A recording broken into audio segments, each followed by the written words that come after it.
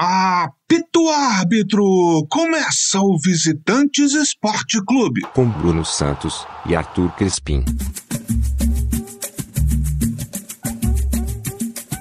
Bom dia, boa tarde, boa noite, amigo ouvinte, amiga ouvinte, amigo e ouvinte. Alô, paixões, alô, doçuras. Este é mais um episódio do Visitantes Esporte Clube, episódio 19 do nosso Vises. Comigo, diretamente dos estúdios Newton Santos, no Rio de Janeiro, Bruno Santos. É isso aí, galera. Bom dia, boa tarde, boa noite, bom momento. Você, amigo, amiga e ouvinte, estamos aqui novamente para falar de futebol. Mas de que futebol especialmente falaremos, Arthur Crispim? E quem estará conosco para falar disso, por favor? Rapaz, como fui eu que batizei a competição, eu sinto muita vontade para dizer que a pauta do programa de hoje é a Lampions League.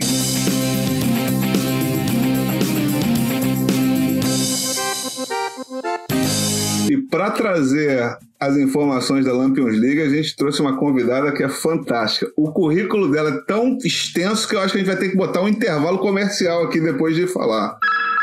Paraibana, jornalista formada na Universidade Estadual da Paraíba, atua como repórter no jornal União, que é o único jornal impresso de João Pessoa, é repórter do Nordeste FC na televisão e do portal Voz da Torcida, diretora de arte do portal Voz da Torcida também.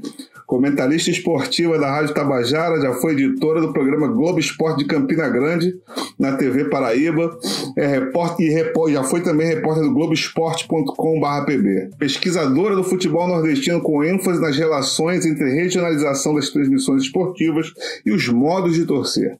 Atualmente está com pesquisa de mestrado em andamento no programa de pós-graduação em comunicação da Universidade Federal da Paraíba, integra o coletivo Reneme e o grupo de pesquisa Cacto, é rainha das embaixadinhas e, além de tudo, tão importante quanto, mãe de Dona Marisa e Januário, as calopsitas que tanto fazem parte deste programa.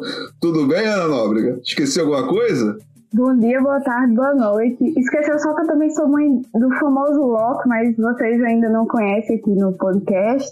Ele não é tão famoso quanto Dona Marisa e Januário. É um doguinho, mas que infelizmente, por vir morar em João Pessoa, eu tive que deixar em Campina Grande, porque a minha família consegue viver sem mim, mas não consegue viver sem ele. Mas é por aí mesmo, tudo isso que você falou.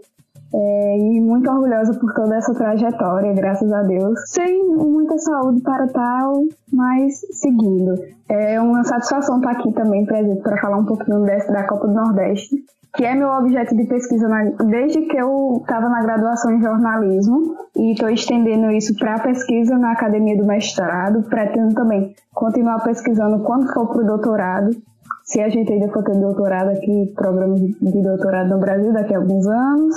A gente não sabe, né? E também tive a grata honra de ser repórter da Copa do Nordeste nesse ano, representar o meu estado. Tanto aqui, durante a fase de grupos, né, 13 Botafogo não se classificaram, e representar a Paraíba nas quartas de final e na semifinal da Copa do Nordeste. Então, muito feliz pelo convite. Falar em Copa do Nordeste, eu sou a pessoa aqui mais avançada em termos tecnológicos desse podcast. O Arthur, ele não tem rede social, o Arthur é um ermitão. E eu tenho TikTok. De vez em quando eu tô lá passando o TikTok, aí passam os vídeos da Nordeste TV sobre a Copa do Nordeste. E os caras são assim, a equipe de transmissão é maravilhosa. Uma vez os caras foram comemorar, o time meteu o gol, foi comemorar fazendo a dancinha que tá na moda do TikTok agora. O narrador começou a cantar a música enquanto os caras estavam comemorando. Assim, maravilhoso. Eu amo a Copa do Nordeste sem nunca tê-la assistido, porque eu sou meio vagabundo nessa situação. Vamos aqui para a primeira pergunta desse podcast, Ana, que é a seguinte: como é ser repórter de campo em tempos de pandemia?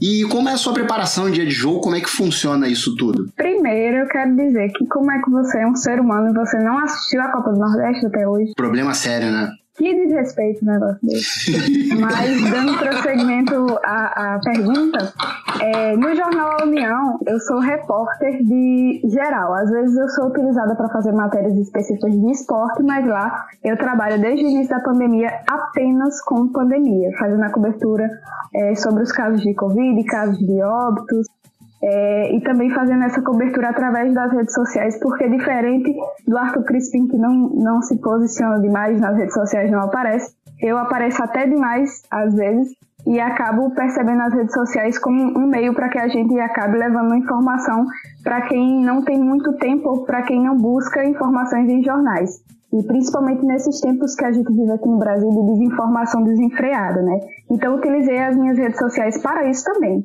E aí, por conta da pandemia da Covid-19, estar convivendo diariamente com os casos e acompanhando, eu ponderei muito a minha participação como repórter na Copa do Nordeste, porque eu temia muito essa exposição, né? A gente tem muito a ideia que é vendida pela CBF e por outros órgãos do futebol, principalmente brasileiros, de que o futebol é um território que nada acontecerá, né? Muito menos coronavírus, mesmo que a gente tenha casos e casos consecutivos todas as semanas.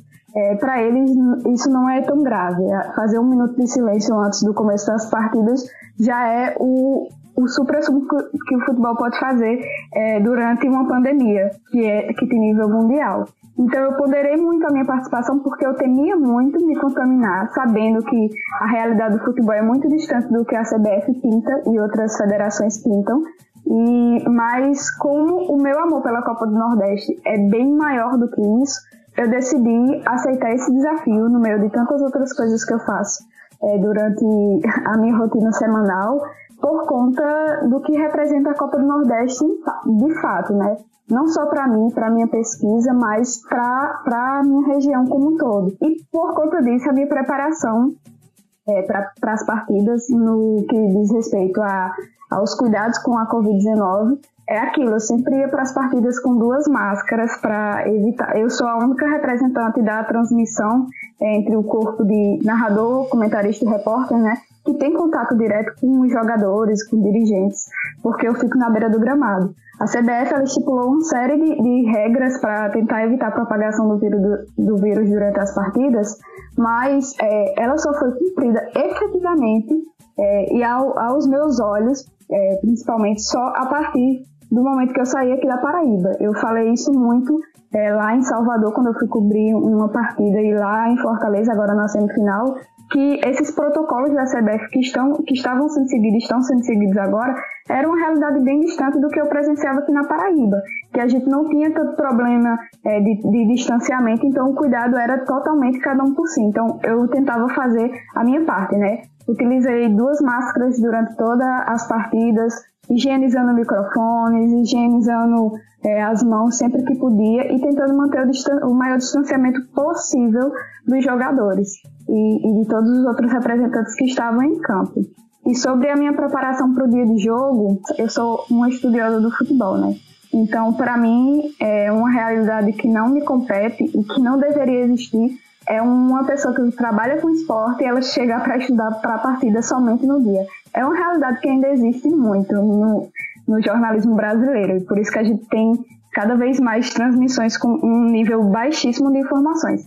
Mas eu costumo me preparar durante toda a semana. Vou separando horários que eu tenho livre para poder assistir partidas antigas das equipes que vão vir. Como na primeira fase eu fui repórter dos times daqui, que foram representantes esse ano, do 13 e do Botafogo, eu tinha as informações dele, tinha conhecimento sobre a formação das equipes, sobre tudo mais, mas toda semana tinha uma equipe diferente que eu não vivia a realidade diária deles. Então eu precisava mergulhar nessa realidade deles. Então eu buscava assistir as partidas anteriores, buscava notícias em portais locais e também buscava sempre o contato com a assessoria dos clubes para saber sobre o departamento médico, para saber sobre cartões, novidades, esquema tático, como o treinador pensa.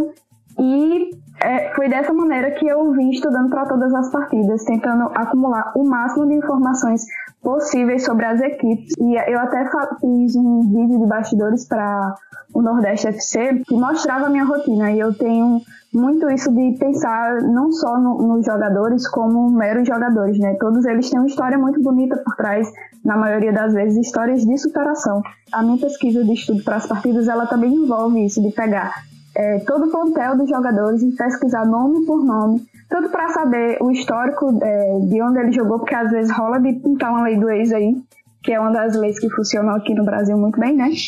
E é sempre importante a gente saber sobre, mas eu procurava também para saber se tinham histórias bonitas. Aqui, por exemplo, eu tive o prazer, na primeira rodada, de trabalhar com a informação do Caio, que é zagueiro do 4 de julho. Ele foi o primeiro jogador do Piauí a receber a vacina contra a Covid-19, porque ele trabalhava na linha de frente do enfrentamento à pandemia lá no estado dele. Durante todo o período da graduação dele de fisioterapia, ele que é fisioterapeuta, ele esteve estudando, saía da universidade, ia direto para os treinos, dos treinos para a universidade, e essa foi a mesma rotina que ele conseguiu colocar na balança e chegar a um meio termo, também durante as competições que o 4 de julho participou, Piauiense, Copa do Nordeste, ele sempre esteve dando plantão no hospital e nos treinos. Então, uma história muito bonita. Para mim, as pessoas merecem saber essas informações e por isso que eu fazia dessa maneira, buscando informações de todos os jogadores. Tem 3 coisas super interessantes fazidas disso. 2 são relativas à Copa do Nordeste. Uma coisa assim que eu achei maravilhosa, a reportagem feminina, ainda bem, já não é mais uma novidade, mas na Copa do Nordeste eu já percebi, acompanhando alguns jogos, eu não acompanho todos, eu acompanho mais os de fim de semana por causa do fuso horário, mas eu gostei muito das repórteres femininas. São mulheres muito fortes e com muito estudo, muita sabedoria. Tanto a menina da Bahia, que também é editora de um programa de TV, apresentadora de um programa de TV, como a menina de Fortaleza, que trabalha também na TV da prefeitura. Eu dei uma olhada. Vocês sempre interagindo, eu achei muito bacana isso. É um ambiente que, mesmo nesse momento de caos, é um ambiente que acaba se tornando mais leve. Teve o clássico 13 Botafogo, que o jogador do Botafogo foi expulso com 10 segundos de jogo, deu uma voadora ao estilo Daniel Larusso, do atleta do 13, e o 13 acabou ganhando esse jogo por 1-0, com gol aos 80 minutos mais ou menos, aos 35 do segundo tempo. Afinal, infelizmente, o 13 acabou sendo eliminado ao empatar o último jogo, saiu perdendo para o Sport, se eu não me engano, e acabou empatando. Mas eu gosto muito dessa forma da Copa do Nordeste, do equilíbrio que vem surgindo. 4 de julho, por exemplo, surpreendeu, ganhou do Sport. E vem a minha pergunta agora, Aninha, baseado nisso. Nos últimos anos, todos os estados nordestinos tiveram ao menos um representante entre as séries A, B e C. Na temporada 2021, só o Rio Grande do Norte não vai ter um representante dessas 3 divisões. Você acha que a Copa do Nordeste auxiliou nessa evolução? Bem, primeiro, só para pontuar, essa expulsão do Caio Wilker, extremamente ridícula, foi uma das expulsões mais rápidas da história do futebol brasileiro. Eu não estava presente dessa partida em específico porque ela foi realizada em Brasília, a ilha sem pandemia do Brasil, né? A partida foi para lá porque aqui na Paraíba tinha acabado de ser publicado um decreto que proibia, entre as atividades, a realização de atividades, a prática do futebol em praças esportivas geridas pelo Estado, que aí no caso seria justamente os maiores estados daqui, que é o Almeidão e o Amigão, João Pessoa e Campina Grande, respectivamente. Mas eu até dei uma agradecida por não ter trabalhado nesse jogo, porque apesar de ter perdido um homem nos primeiros segundos da partida do Botafogo, né, a partida foi extremamente sofrível. O 13 não conseguiu jogar bem. Eu costumava dizer que o 13 não sabia jogar quando tinha a possibilidade de sair na frente, quando tinha que propor jogo. O 13 não sabia jogar com isso. Ele sabia jogar quando tinha que correr atrás do resultado, quando tinha que participar de um jogo mais reativo, mas não sabia propor, não sabia ser ofensivo. Sobre como eu acho que a Copa do Nordeste ela representa esse crescimento, essa potencialidade da força do futebol nordestino nas competições nacionais, eu acho que está tudo muito interligado, porque a partir de 2013, né, quando a Copa do Nordeste ela voltou de fato à grade de programação e ao cotidiano dos nordestinos, a gente pôde perceber um crescimento considerável porque a gente precisava de uma organização, tinha um calendário a mais, era uma competição que vendia e que os clubes recebiam verba proveniente dela. A gente sabe que na realidade do futebol marginalizado, qualquer renda já é muita renda, e ter essa capitalização a partir da Copa do Nordeste foi extremamente importante para muitas equipes. Falo principalmente da realidade regional, da realidade estadual que vive com o Campinense, né? O Campinense chegou a ser campeão da Copa do Nordeste, é um time totalmente marginalizado, está há anos penando na Série D do Campeonato Brasileiro. Eu sou torcedora do Campinense, para você ver o quanto eu peno, o quanto eu sofro enquanto torcedora. O Campinense conseguiu chegar à final da Copa do Nordeste em 2013, passou por clubes grandes de Série A, passou por Sport, massacrou muitos times gigantes e se consagrou campeão. Em 2016 conseguiu chegar novamente à final do torneio e perdeu infelizmente na última partida lá em Campina Grande para o Santa Cruz. Infelizmente estava lá na arquibancada, sofrimento generalizado. Acho que o Campinense foi roubado naquela situação, mas bola para frente. E a partir daí o Campinense ele só não está bem hoje por conta de más gestões que o clube atravessou, ou que atravessaram o clube, né? São essas relações de atravessamento. Mas a partir disso a gente pode tirar outras realidades de outros clubes que puderam se estruturar a partir da Copa do Nordeste. A gente tem que ter em mente que diante do calendário brasileiro, que é extremamente sofrível, né? A gente tem uma competição regionalizada em alto nível, porque tem equipes de Série A, tem equipes de Série B, Série C e Série D, e tem retorno financeiro tanto para os clubes quanto para as emissoras que tem mercado, tem nicho específico para consumi-lo. É uma competição que acaba até atraindo as atenções do Flamengo, por exemplo, que em determinado momento da vida quis participar da Copa do Nordeste. Pasmem, o Flamengo quis participar da Copa do Nordeste. E eu atribuo muito esse crescimento do futebol nordestino a partir da Copa do Nordeste, porque foi a Copa do Nordeste que mostrou essa potencialidade do que era feito aqui e de onde a gente poderia chegar, dos espaços que a gente poderia ocupar. Até hoje, por exemplo, penando na Série D, o Campinense tem rótulo de um dos maiores clubes do Nordeste, justamente por conta da força de ter chegado à final do Nordestão 2 vezes, carregar esse peso, que não é fácil, não é uma trajetória que não é fácil diante do regulamento da competição, diante da força das equipes. E por isso que credibilizo muito a Copa do Nordeste, essa evolução do futebol nordestino. Tanto em questão de crescimento de torcedores, porque a gente sabe que houve também um processo de regionalização da mídia a partir da Copa do Nordeste, que acabou atraindo mais torcedores para as entidades futebolísticas da região, o que acaba gerando um retorno financeiro para os próprios clubes. Os torcedores acabam abraçando mais a sua entidade clubística local e, em contrapartida, acabam investindo mais nela, nem que seja só através de compra de ingressos, que não está sendo possível agora na pandemia, mas que em determinado momento, desde 2013, é extremamente possível, quanto na organização de calendário. Por exemplo, o 13 e o Botafogo no Campeonato Paraibano, que começou mais recentemente, estão bem. O 13 teve uma aparição muito boa também na Copa do Brasil nesse ano, enfrentou o América Mineiro, levou a partida até os últimos segundos no empate. A gente sabe, e eu detesto esse regulamento da Copa do Brasil, por essa vantagem ridícula que se dá ao time visitante. Se não fosse isso, o 13 poderia ter avançado, se fosse mais democrático, né? Teria levado para os pênaltis e teria, quem sabe, avançado, porque jogou muito bem, e isso se deve ao fato de que já estava participando de uma competição de alto nível e, por isso, poderia competir com outras equipes de alto nível. Torcedor do Campinense, chamado também popularmente Raposeiro. A Raposa é o mascote do Campinense, o grande rival é o Galo, que é o mascote do 13. Exatamente. É que 13 Botafogo, Bruno, por exemplo, para você que não acompanha a Copa do Nordeste, vou ficar batendo nesse martelo até você começar a acompanhar. Por exemplo, a rivalidade é tão grande aqui na Paraíba que nem Campinense e nem Botafogo possuem, durante a história, camisas de número 13. Não existe a possibilidade de nenhum jogador vestir a camisa 13 aqui no estado. Achei legal porque são histórias que a gente vai incluindo. Agora, alguns detalhes sobre o que você falou primeiro. Então, ainda bem que o Flamengo não se meteu na Copa do Nordeste, porque iria estragar a competição.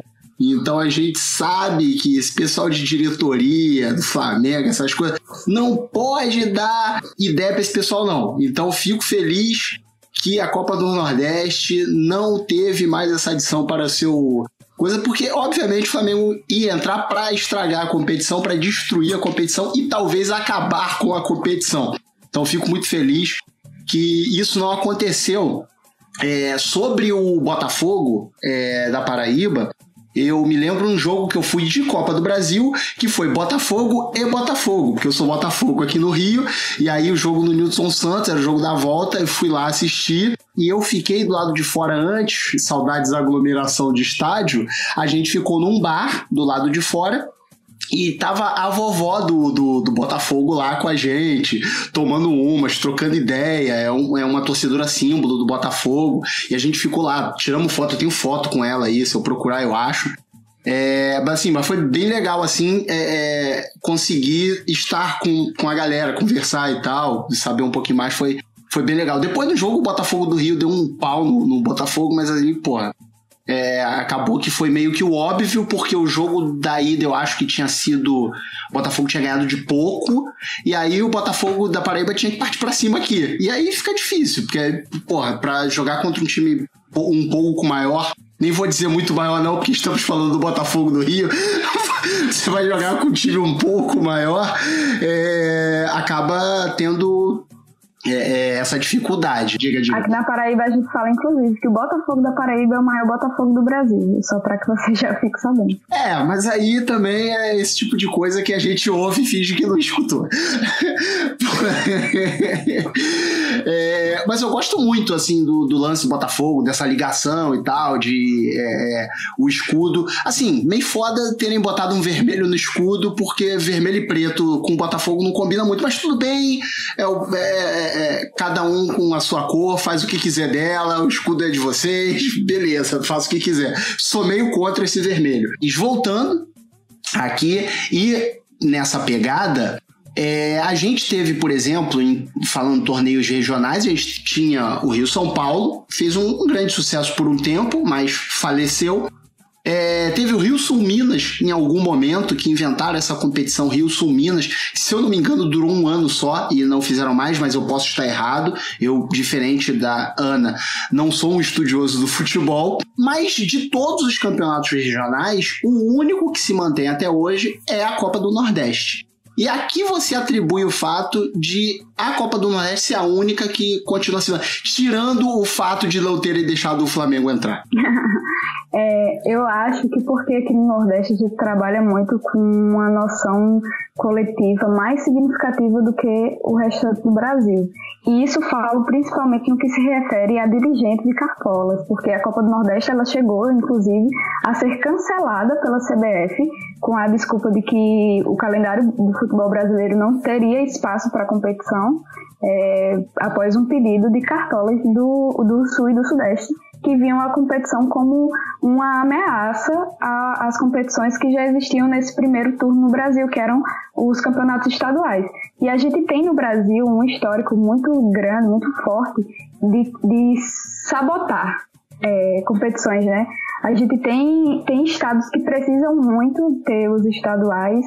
Aqui na Paraíba não tanto, porque a competição ela não dá um retorno financeiro aos clubes palpável. A Federação Paraibana não dá nenhum tipo de prêmio ao fim da competição, só um troféu de plástico, que não dá nem para vender e trocar por algum dinheirinho. Só vai dar mesmo as vagas em competições nacionais no ano seguinte, mas enfim, a gente passa por um processo de que alguns estaduais eles são sufocados, né? Existem campanhas para que os estaduais não existam mais, e isso parte de equipes grandes do Brasil inteiro, porque eles acreditam que não faz sentido estar jogando com equipes pequenas, mas é uma lógica capitalista extremamente excludente.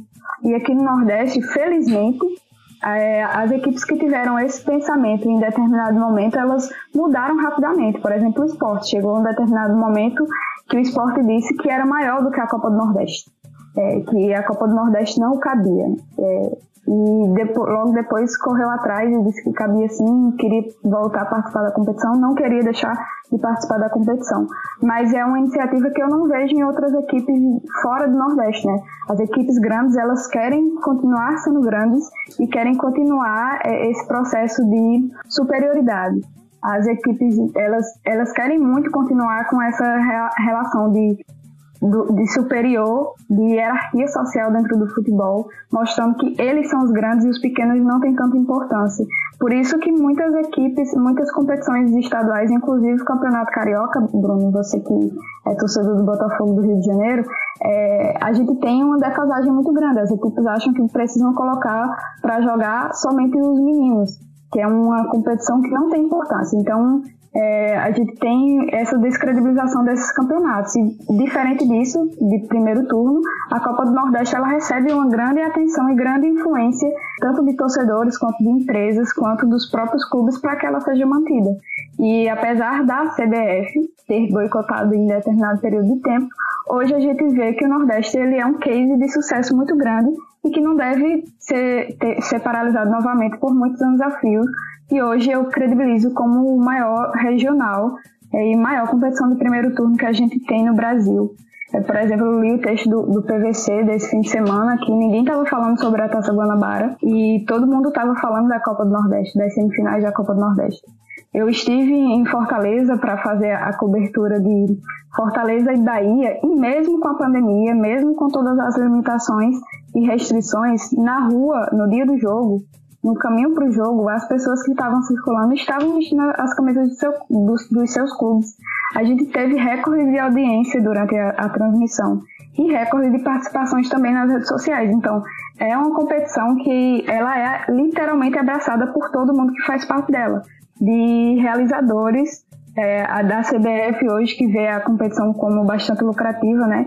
Até os torcedores de menor escala. Se a gente tivesse com a possibilidade de torcida em estádio, são aqueles torcedores que nem possibilidade de comprar um ingresso caríssimo de arenas, eles teriam condições de comprar, mas eles têm condições de abraçar a competição através da audiência da competição, né? O que eu acho super interessante é que a CBF, que uma vez tentou boicotar a Copa do Nordeste, utiliza hoje o case do sucesso para fazer a Copa Verde, né, que é organizado com os times do Norte, do Centro-Oeste e do Espírito Santo.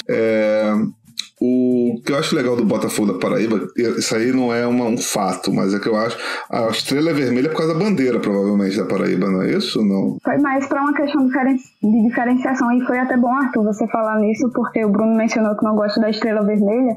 Muitos torcedores do Botafogo da Paraíba também não gostam, porque o apelido do Botafogo aqui pelas torcidas rivais é chamado de fake, né? Porque é como se fosse a cópia do Botafogo do Rio de Janeiro, e existem movimentos de resistência dentro da torcida do Botafogo para extinguir esse escudo de agora e mudar o clube somente para a estrela vermelha. O Botafogo, que é conhecido como o alvinegro, não é tricolor, porque o escudo tem 3 cores, é alvinegro da estrela vermelha. E aí existe esse movimento entre os torcedores para extinguir essa relação de associação ao Botafogo do Rio de Janeiro e manter só essa estrela. Mas, por conta de associações a outras coisas, como, por exemplo, a estrela vermelha do PT, alguns dirigentes são totalmente contrários a essa mudança. Pois é.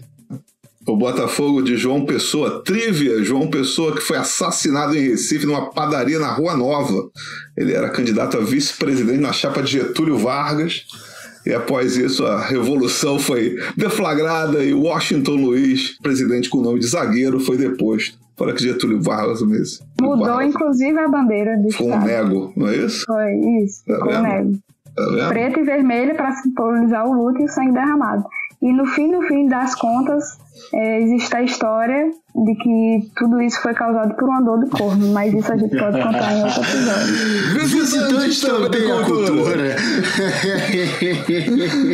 Aninha, baseado nisso tudo que a gente falou, tem uma coisa importante. Um grande catalisador, sucesso da Copa do Nordeste, além das redes sociais.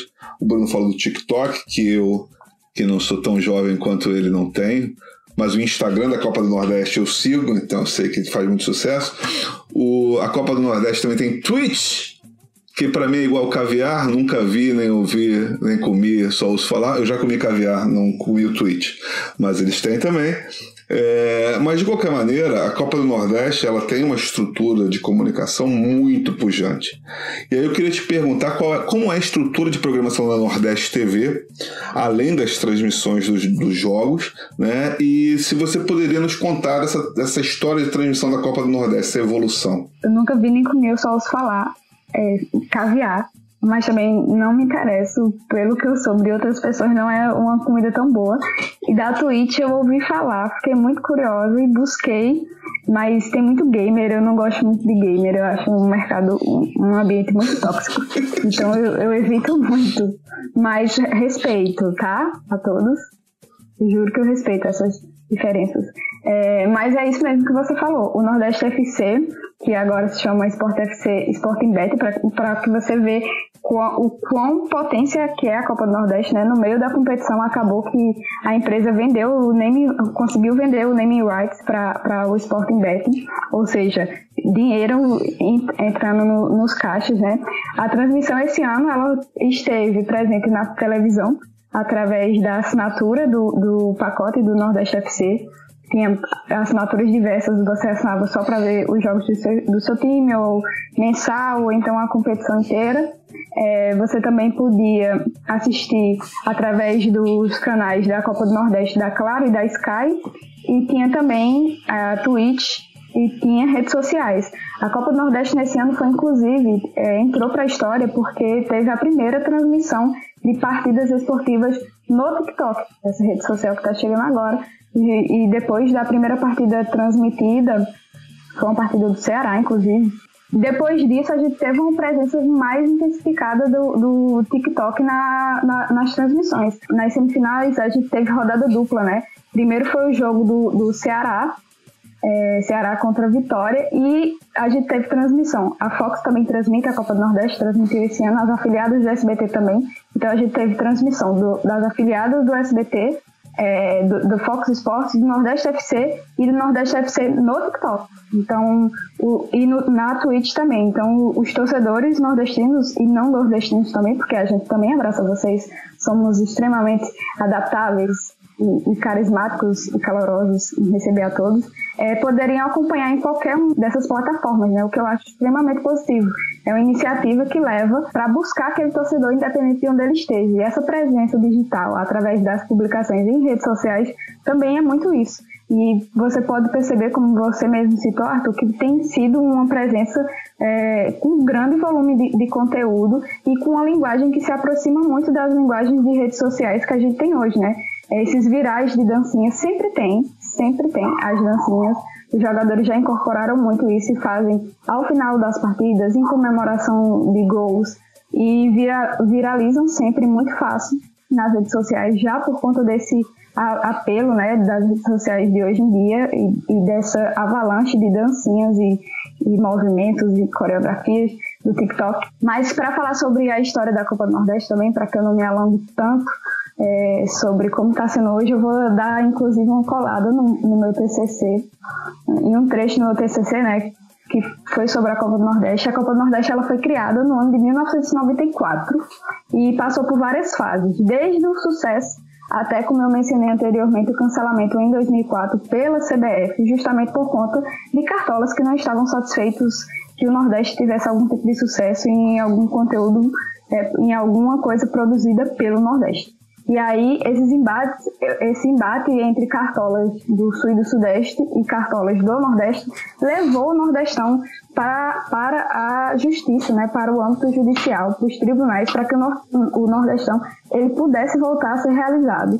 E aí, por força de liminar, a competição ela pôde voltar a ser realizada no ano de 2010, mas não teve tanto sucesso porque não tinha tanto apelo midiático à época. Só em 2013 que a transmissão a competição ela voltou a ter muita força, porque teve a implementação da transmissão dos canais de esporte interativo. Os canais do esporte interativo eles perceberam essa carência que existia no Nordeste, esse nicho específico para ser explorado aqui no Nordeste, e voltaram as atenções para competição regional, né? É uma empresa que não é daqui do Nordeste, é uma empresa que percebeu que a região ela possuía essa necessidade de exploração desse nicho, e acabou criando uma linguagem para se aproximar e fidelizar o público. O Nordeste, o esporte interativo chegou aqui no Nordeste com uma linguagem extremamente como se fosse nordestino mesmo, e que estava buscando trazer para o Nordeste a libertação do Sudeste, né? Porque aqui a gente tem até hoje muitas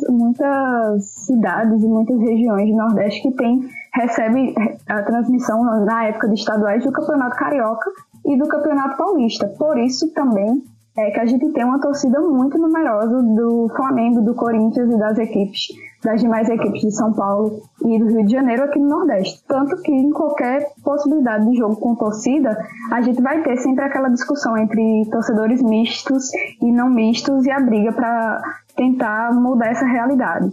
E a briga também chamando o torcedor coleguinha de vergonha do estado porque não torce para o time do seu estado.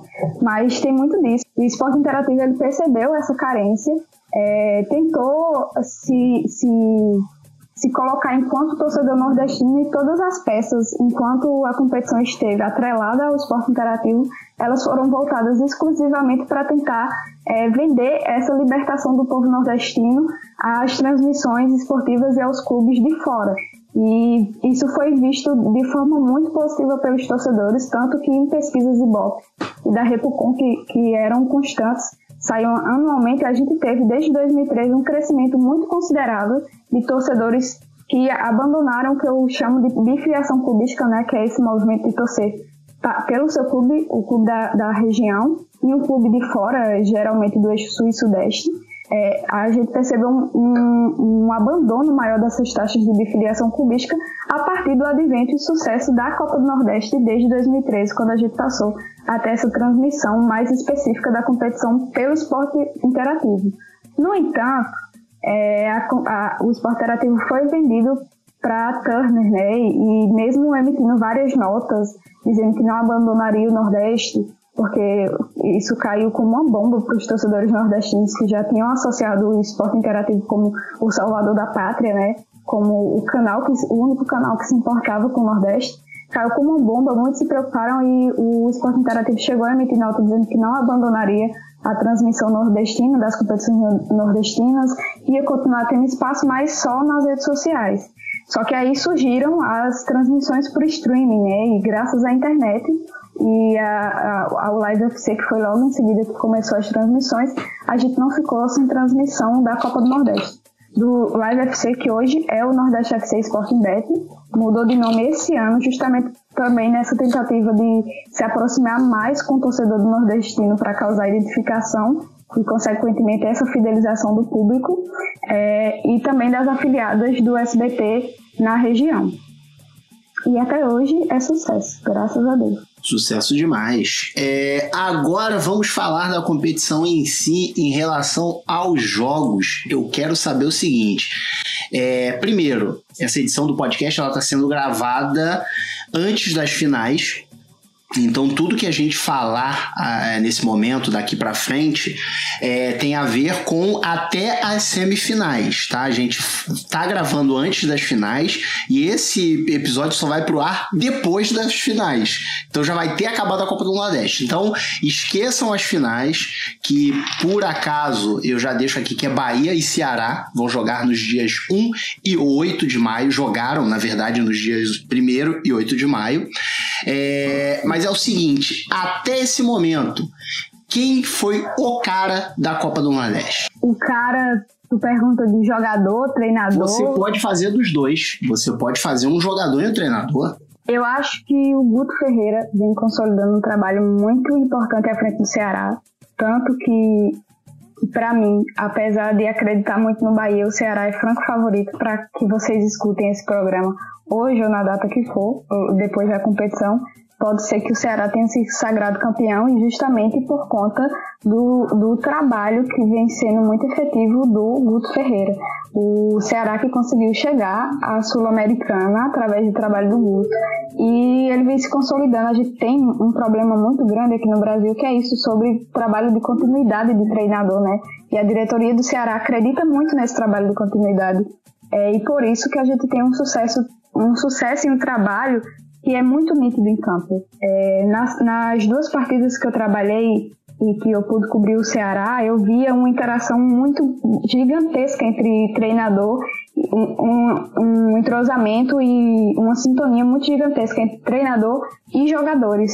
E é muito surreal de ver isso, porque eu, como repórter de campo, né, a gente tem uma das missões de perceber essas nuances entre as relações entre os treinadores e os jogadores para poder passar essas informações para o público. E eu me surpreendo sempre muito positivamente como o Ceará escuta muito o Guto Ferreira e joga como o Guto Ferreira quer. Mas, para além de Guto Ferreira, vou dar um destaque também do outro lado, que é o Gilberto, atacante do Bahia.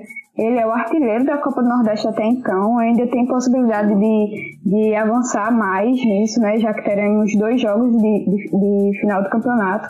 E ele vem sendo um cara extremamente decisivo, tem uma identificação muito forte com a torcida do Bahia, e tem uma identificação muito forte também, está criando agora uma identificação muito forte com o Nordeste, né, ele que não é nordestino, mas vem criando essa identificação, e eu vejo ele como o cara que vai... a bola procura ele, né? É incrível como a bola procura ele. O Bahia tem 20 gols, os gols de pênalti não contam, né? Nas semifinais, tem 20 gols marcados até o momento e 7 são de Gilberto. E além das participações fazendo gol, ele também serviu muito, já é uma linguagem de internet, inclusive, ele serviu muito em assistências, então para mim a presença dele é muito significativa também. Mas além, eu vou dar um terceiro nome. Para além, eu vou dar 4 nomes. Eu sou muito indecisa quanto a eleger essas coisas, porque é tão plural a Copa do Nordeste e tão heterogênea que não dá para citar apenas um. Outro nome que me chamou muita atenção foi o Fernando Tonê, que foi não é mais, técnico do Altos do Piauí. Ele foi demitido depois que a equipe... Ele pediu demissão, na realidade, depois que a equipe foi eliminada para o Vitória nas quartas de final, mas, por incrível que pareça, quem jogou melhor nessa partida foi o Altos. O Vitória achou um gol no finalzinho da partida com o menino da base, o Eduardo. Achou um gol no finalzinho da partida e eu senti muito porque ele vinha consolidando um trabalho muito importante desde o acesso para a Série C em 2020.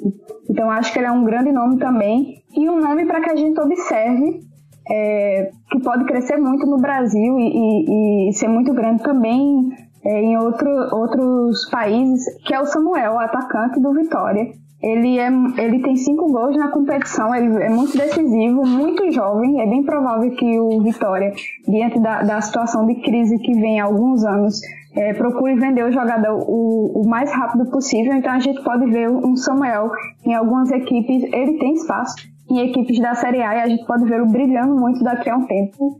E tempo curto, porque o menino é muito bom de bola. 2 detalhes aqui antes de eu fazer a minha próxima pergunta. Um que é sobre o Altos.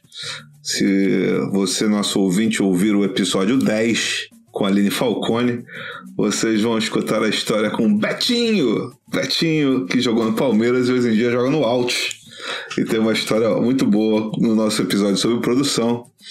E sobre atacantes jovens do Vitória, é bom lembrar que o Vitória foi quem produziu o Hulk, Givanildo, que por sinal é da Paraíba, né? Saiu cedinho, foi jogar no Japão, e também produziu Barack Obina, que é melhor que o Eto'o, e foi para o Flamengo logo depois de destruir o Flamengo em 2004 num 5-1 no Barradão, um jogo que me deixou deveras triste.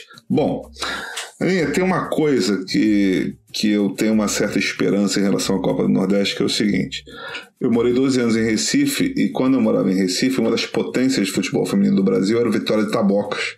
Chegou a ganhar a Copa do Brasil. Depois disso, o futebol feminino se estruturou. Hoje em dia nós temos, mormente, os times de São Paulo muito fortes, mas aí temos o Botafogo no Rio, que está bem estruturado, subiu para a Série A1 agora, e, por exemplo, pegou o Corinthians e perdeu só de 3-1. Se tratando de jogar contra o Corinthians, é um negócio que é bem relevante. E, assim, e são times que levam a sério o futebol. O Flamengo, por exemplo, não leva a sério o futebol feminino, tem uma parceria com a Marinha, isso a gente falou no nosso episódio 15. Mas a questão é a seguinte: é possível a gente sonhar com uma Copa do Nordeste de futebol feminino para fomentar o esporte no Nordeste? Porque a gente teve um caso... Só para terminar, que aí eu te dou o panorama todo. porque a gente teve um caso muito sério com o Sport, há alguns anos que o Sport não tinha condição de jogar. A gente contou no episódio 15 da gente a questão do IBS, de futebol feminino, as dificuldades que fizeram um projeto social patrocinar o IBS, e por aí vai. Teve o Alto Esporte na Paraíba, se eu não me engano, que passou dificuldades também. Então, assim, há essa possibilidade? Eu acho que não é excludente, porque o pessoal que constrói a Copa do Nordeste, que faz a Copa do Nordeste, tem tentado abarcar ela para outras categorias, né? A gente teve já no ano passado uma Copa do Nordeste sub-20 muito forte, muito importante, teve transmissão, inclusive é provável que a gente tenha transmissão novamente, mas por se tratar do futebol feminino, a gente precisa não só da iniciativa de uma emissora que pegue a competição e diga que vai transmitir, né? A gente precisa de estruturação. É como você estava falando, o futebol nordestino está muito longe da realidade, à margem do futebol marginalizado e subalterno, porque a realidade que as meninas vivem não é de profissionalização, está muito distante disso. Muitas meninas que atuam em clubes, elas precisam trabalhar, são mães muitas vezes, às vezes precisam abandonar os estudos para seguir nesse sonho de ser jogadora de futebol, e elas não têm nenhum tipo de retorno financeiro, ou quando tem, é um retorno financeiro como bolsa, como auxílio, que a gente sabe que diante do Brasil de hoje, de como a nossa economia anda, não significa nada, não dá para você comprar nada. Às vezes é, inclusive, menos do que o auxílio emergencial que o presidente do Brasil acha que é suficiente para se fazer feira, para alimentar a família, para comprar gás de cozinha, para pagar aluguel e pagar tudo com R$150, por exemplo. Como você citou, Arthur, aqui na Paraíba tem uma equipe muito forte de futebol feminino, que é inclusive a única categoria que o Altos, que já foi um time gigantesco aqui do estado, hoje passa por essa crise, é a única equipe que representa o Altos em competições maiores, que é o futebol feminino do Altos. Esteve no Campeonato Brasileiro A2 desse ano e só não rendeu muito mais do que poderia render por conta de processo de desestruturalização da equipe durante o torneio. Porque a gente teve essa paralisação do futebol, a CBF acabou que mandou inclusive auxílio, já que o Altos estava no Campeonato Brasileiro A2, o Alto Sport recebeu auxílio da CBF, mas a partir do momento que o clube, isso está inclusive em debates do Voz da Torcida, visitem o portal, a gente trouxe dirigentes e personalidades, jogadoras e pessoas que fizeram parte da história do Altos, falando sobre os dois lados da moeda, porque a gente precisou ouvir os dois lados para saber o que estava se procedendo. Vocês pesquisem lá no YouTube do Voz da Torcida, deem audiência. Mas o Altos ele recebeu verba da CBF, e quando recebeu, essa verba era destinada apenas às meninas, já que eram elas que estavam representando a equipe em uma competição nacional. Mas esse dinheiro ele não foi para as meninas. O Alto Esporte ele pegou o dinheiro, investiu na categoria de futebol masculino, que não está na elite do futebol paraibano, inclusive, que não tem equipe formada até o momento, foi dinheiro para a estrutura de base do CT, que é extremamente sucateada, e para outros fundos, outras finalidades, e acabou que o retorno financeiro para as meninas foi extremamente pífio. E algumas até chegaram a se revoltar contra, se posicionar contra nas redes sociais e internamente, e elas acabaram sendo demitidas entre muitas aspas, porque elas não têm contrato profissional. Então elas acabaram sendo excluídas, e por conta disso o Alto Sport passou por esse processo de sucateamento do futebol durante a competição estadual do futebol aqui. Mas outro representante muito importante, a gente tem equipes muito fortes aqui de futebol feminino na Paraíba, como o Botafogo da Paraíba, que investe muito e que conseguiu a vaga para representar a Paraíba no Brasileirão A2 agora, e promete ser talvez uma equipe que vai conseguir o acesso aí para o A1, porque eu tive a oportunidade de entrevistar o presidente do clube, o Alexandre Cavalcante, e ele disse que hoje o futebol feminino ele acaba sendo até mais rentável do que a categoria masculina profissional. A gente teve agora no começo de 2021, eu estou muito bugada quanto às temporadas, porque foi uma temporada entrando na outra, né? Agora no final de 2021 a gente teve a finalização do estadual do futebol feminino, e a equipe do Botafogo acabou sendo a campeã do torneio e vem um processo de estruturação muito boa e de incentivo muito bom do clube. A torcida botafoguense também abraçou muito a causa. Então, para você ver, apesar de tudo isso, apesar de todo esse investimento do clube, da torcida abraçar, ainda é uma equipe tida como, abre aspas, nanica em comparação a outras equipes do futebol nordestino, e por isso que a gente precisa passar por esse processo de estruturação. Para que a gente tenha uma Copa do Nordeste de futebol feminino, a gente precisa tentar dialogar com as federações estaduais para que haja um maior incentivo nas categorias de futebol feminino, na categoria de futebol de mulheres e principalmente nas competições voltada para elas, né, nas competições estaduais. Aqui na Paraíba a gente tem a única mulher que é presidente de federação. Ela, inclusive, é para mim uma persona não grata, porque a Michelle Ramalho, ela acredita que não existe machismo no futebol. Ela acha que as mulheres não ocupam esse espaço porque não querem, porque a partir do momento que ela passou a ocupar, ela disse que ela foi abraçada em todos os sentidos, mas a gente sabe que a experiência de uma mulher não é a experiência de todas elas, né? E ela, infelizmente, não consegue sequer perceber o tanto de coisa que ela sofre por conta do machismo nesse meio, mas aí é um problema dela. Ela que ganhou recentemente o voto de aplauso da Assembleia Legislativa e da Câmara de Vereadores em João Pessoa por ser apoiadora do futebol feminino, e esse apoio da Michelle Ramalho da Federação para o futebol feminino é apenas a realização do torneio e, novamente, a entrega de uma taça de plástico ao final da competição.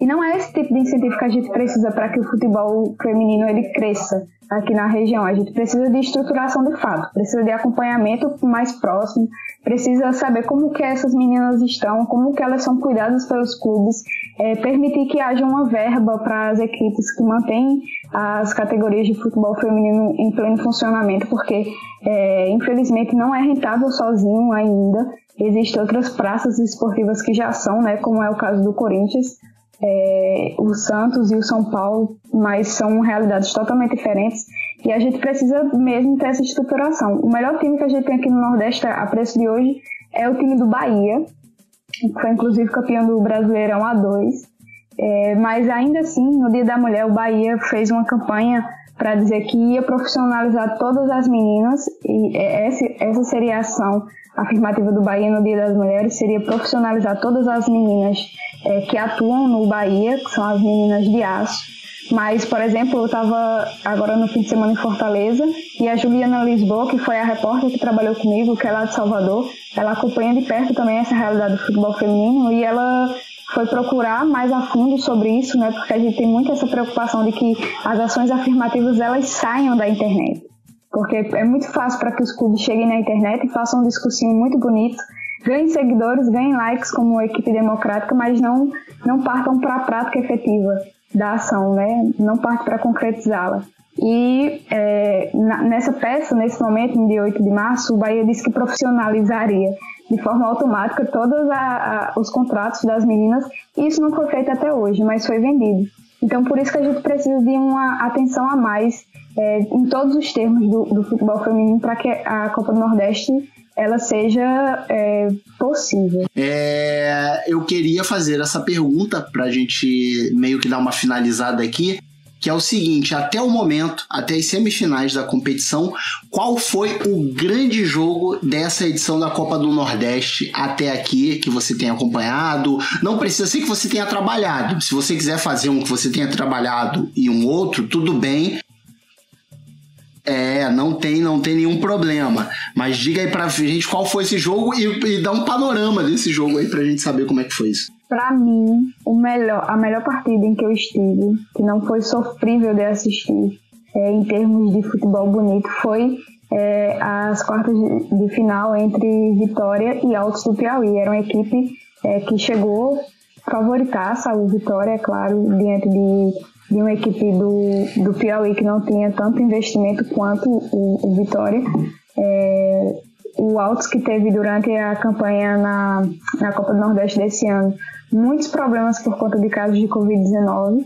Naquela partida seria a primeira vez que a equipe não teria pela primeira vez durante toda a competição, que a equipe não teria casos de Covid-19, não teria desfalques pela doença, mas acabou levando 19 jogadores para Salvador Chegando lá, 6 jogadores acabaram apresentando sintomas de virose e acabaram desfalcando o já desfalcado Altos do Piauí, mas mesmo assim, mesmo no limite do limite, né, porque foram 19 menos 6, menos 11, você vê com quantos jogadores o Altos ficou no banco. Então esses jogadores, esses 11, eles ficaram no gramado até não dar mais e conseguiram jogar em altíssimo nível e impor o ritmo, impor a forma de jogo para o Vitória, que sofreu demais para poder conseguir essa virada já nos minutos finais da partida.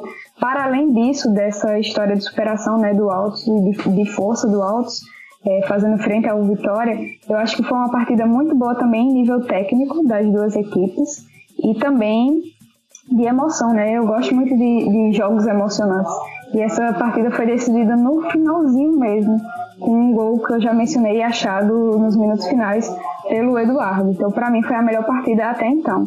Óbvio que tiveram outras partidas com nível de futebol altíssimo, mas eu queria deixar esse meu destaque para uma que fosse de fora do que a gente chama de eixo Cepeba, né? Que é Ceará, Pernambuco e Bahia. Então, para exaltar aí o Altos e o trabalho do Altos durante a temporada, para mim esse foi o melhor jogo. E esse gol do Eduardo foi aqueles que acorda a coruja.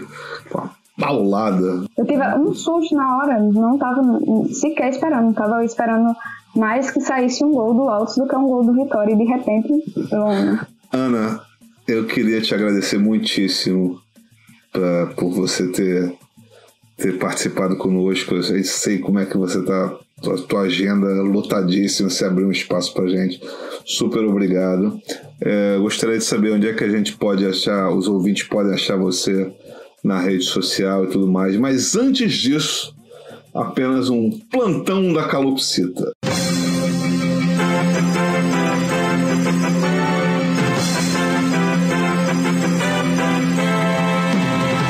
Nós gostaríamos de saber para todos os fãs de Dona Marisa e Januário como estão as calopsitas. Estão bem saudáveis, elas que eu sempre me surpreendo muito que as pessoas ficam chocadas quando a gente fala que as calopsitas são criadas aqui como crianças. A gente não corta as asas das duas, né? Eu nem Edson, meu companheiro. A gente não corta as asas dela, companheiro, mas namorado, tá? Não somos casados, só pra deixar claro. A gente não corta as asas delas, então elas são as donas da casa. A gente tá aqui porque elas deixam que a gente viva aqui, mas estão muito bem, graças a Deus. Januário teve outro momento de colocar ovinhos, mas já trouxe aqui, né? A primeira vez que Januário botou ovo foi noticiado aqui, a gente até ouviu, botei as duas para ouvir o podcast para ver como estão famosas. Elas, inclusive, ambas têm perfis nas redes sociais, tá? A gente tenta relatar o cotidiano delas quando temos tempo. Mas Januário botou ovos novamente, foram 3, os 3 novamente sem estarem engalados, porque Dona Marisa namora com um boneco de pelúcia, gente. Dona Marisa não dá moral de forma alguma a Januário. Eu acho que ela tem Januário como irmãozinho mesmo e vai ser assim pra sempre. A gente já tá aqui levando em consideração que vai ser isso mesmo.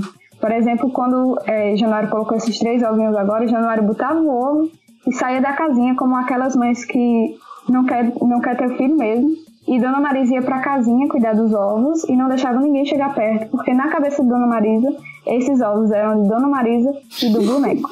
Então foi muita treta, teve muita treta, brigaram muito, e por isso a gente tirou a casinha. A gente não vai botar nenhum por hora novamente, porque Januário é muito novinho, ainda vai fazer 1 ano, a gente vai fazer festa, mando foto pra vocês, fazendo um bolinho pra eles, vai fazer 1 ano ainda, e por isso eu acho que a estrutura é muito, muito pequenininha, muito frágil para botar tanto ovo em tão pouco tempo. Então a gente vai demorar um tempo para tentar novamente ver se ganhamos netinhos por aqui. Mas tem brincando de suinhas plantas. Tem a música, né? Respeita Januário, mas Dona Marisa está respeitando demais Januário. Podia respeitar um pouco menos.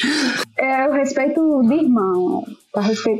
Eu acho que na cabeça de Dona Marisa, porque nas calopsitas, no reino das calopsitas, a calopsita macho que cuida dos nenéns. E aí quando Januário chegou aqui, dá para ouvir, inclusive no fundo, talvez, ele tá gritando neste momento. quando o Januário chegou aqui, ele era muito bebezinho de comer papinha ainda. E Dona Marisa ficou cuidando de Januário. Então, talvez, eu fiquei pensando que Dona Marisa acha que seja até ou irmã, ou então mãe, pai de Januário. Então, por isso também não namora. Fica Januário pedindo Gala. Gala é a forma como a calopsita pede pra namorar. E aí, Dona Marisa sai de perto e vai namorar com o boneco. Fantástico. Não existe incesto no reino das calopsitas. Pois é, mas aqui Dona Marisa é totalmente respeitosa, não quer saber da lei da natureza.